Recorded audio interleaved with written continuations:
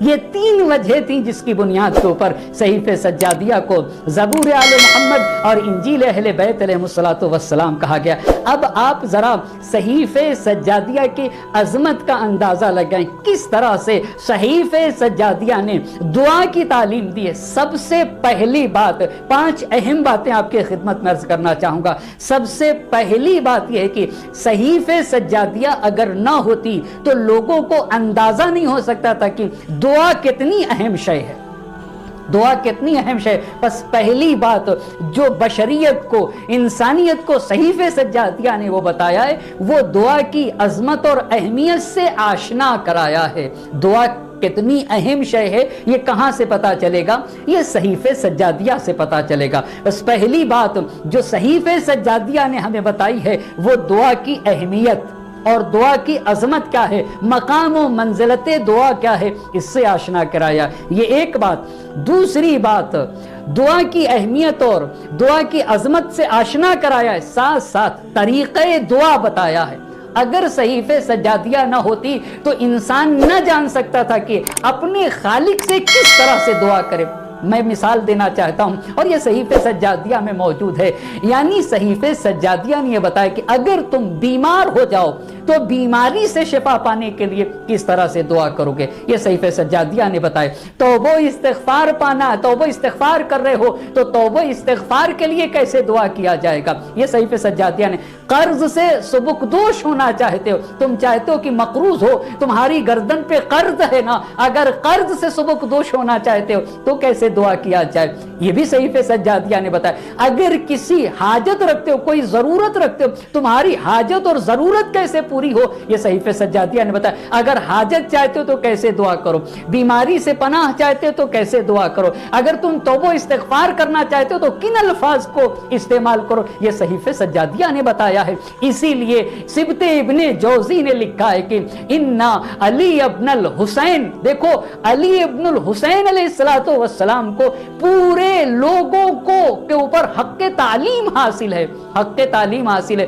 کیوں حق تعلیم حاصل ہے؟ آپ کہتے ہیں کہ علی ابن الحسین علیہ السلام نے یہ بتایا ہے کہ کس طرح سے خدا سے گفتگو کیا جائے، کس طریقے سے خدا کو خطاب کیا جائے، کس طریقے سے اپنی ضرورتوں کو خدا کی بارگاہ میں پیش کیا جائے۔ فلولا ہو، اگر سید سجاد نہ ہوتے، لم یعلم الناس، تو لوگوں کو پتہ ہی نہ چل سکتا تھا کیف یتکلمون وکیف یتفوہون سبحانہ تعالی فی حوائجہم، تو لوگوں کو یہ پتہ نہ چل سکتا کہ وہ اپنی ضرورتوں کے وقت اپنے اللہ کو کیسے خطاب کر سکتے، کس طریقے سے اپنے اللہ کو بلائیں۔ یہ کس نے بتایا ہے؟ یہ صحیفہ سجادیہ نے بتایا۔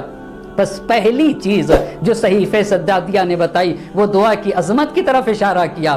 دوسری بات صحیفہ سجادیہ نے دعا کیسے کی جائے، کس ضرورت کے وقت، کس مشکل کے وقت کون سی دعا کی جائے اور کس طرح سے دعا کیا جائے، یہ امام سجاد علیہ السلام نے صحیفہ سجادیہ میں بتایا ہے۔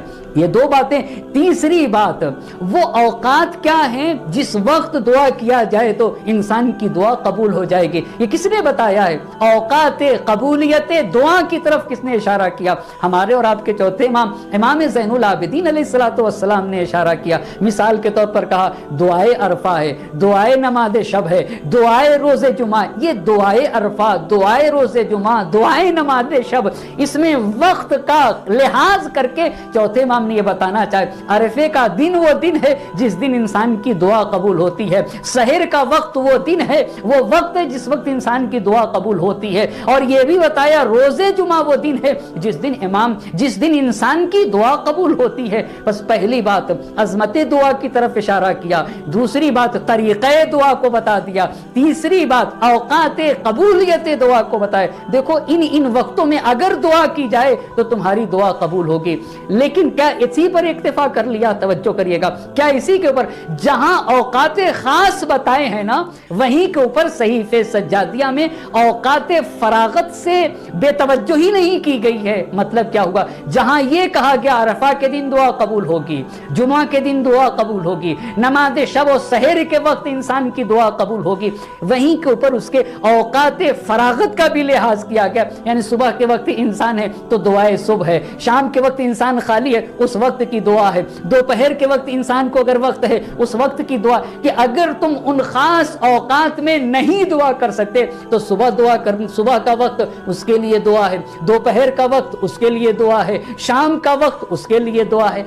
एक 4 बातें कही थी और फिर तवज्जो करिएगा। पहली बात अज़मत दुआ, दूसरी बात तरीक़े दुआ, तीसरी बात औकात कबूलियत दुआ, वो औकात बताए जिसमें दुआ कबूल होती है। चौथी बात का इस औकात से भी हटकर सुबह के वक्त की दुआ क्या है, ज़ोहर के वक्त की दुआ क्या है, शाम के वक्त की दुआ क्या है। और फिर कहा कि देखो अगर इन सुबह शाम और दोपहर में भी तबीयत नहीं कर रही है दुआ करने की, तो कुछ ऐसी दुआएं सहीफे सज्जादिया में बता दी गई हैं जो वक्त से ऊपर हैं, जिन्हें किसी वक्त भी दुआ किया जा सकता है, किसी वक्त भी जिन्हें पढ़ा जा सकता है।